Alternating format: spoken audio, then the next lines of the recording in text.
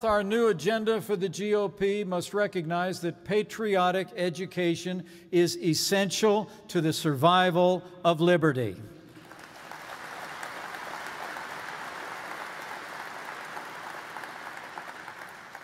As a party, we must expose the myths the radical left has used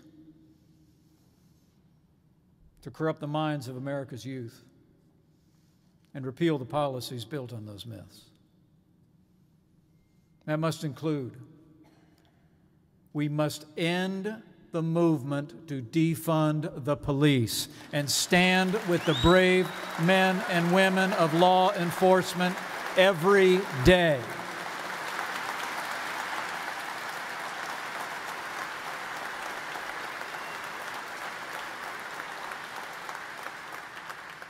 The radical left has falsely claimed that our police officers and departments are systemically racist. And that myth has unleashed a historic nationwide crime wave, increasing homicides in our largest cities by more than a third. So let me say, as my friend Tim Scott, who will share this podium in the months ahead, said so well, America is not a racist country.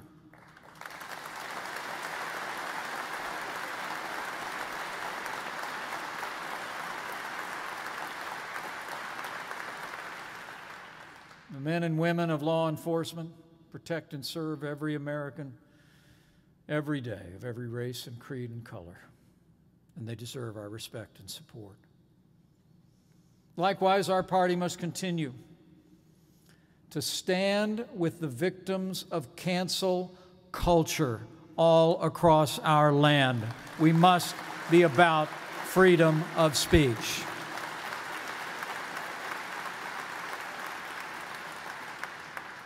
We must stand up to those corporations that capitulate to the mob and persecute American citizens based on their beliefs. We cannot allow big business to become Big Brother.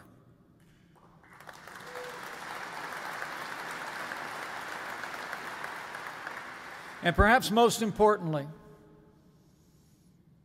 our party must continue to oppose the left's efforts to rewrite American history through initiatives like the 1619 Project. And in the spirit of our administration's 1776 Commission, the Republican Party in the years ahead must work to make school choice the right of every American family, restore the classics to education in our schools, and we must eliminate critical race theory at every level.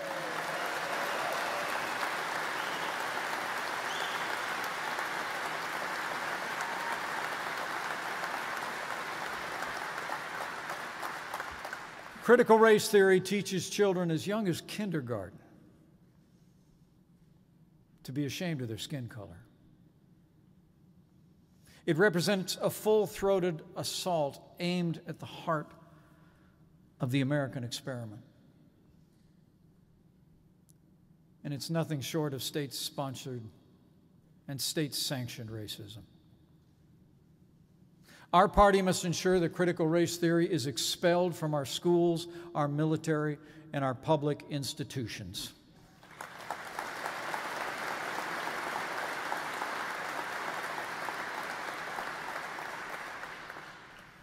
These, then, are the elements that would be added from the experience of the last 4 years.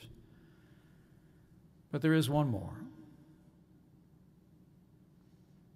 Our American agenda for the Republican Party in the years ahead must recognize that our party has become the last line of defense for our Constitution and our American heritage of freedom. For most of our history, both political parties were committed to the ideals enshrined in our founding documents. But sadly, that's no longer the case. We live in a time when the leaders in the Democratic Party routinely demean the American founding Today, Democrats seek to rewrite our Constitution, our Second Amendment, to redefine the liberties enshrined in our Bill of Rights through their efforts to pack the Supreme Court and advance their radical agenda. As we forge an agenda for the future of our party, we must make it clear that the Republican Party will always defend the principles at the heart of our republic.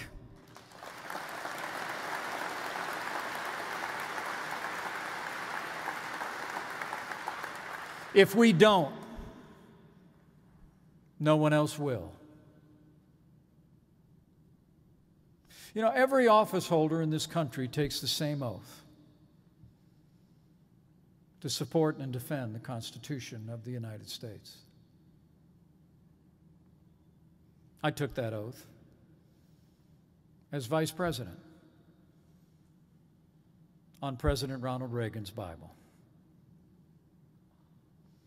It's the same oath that our son took when he was commissioned as an officer in the United States Marine Corps, where he is currently deployed serving the United States overseas.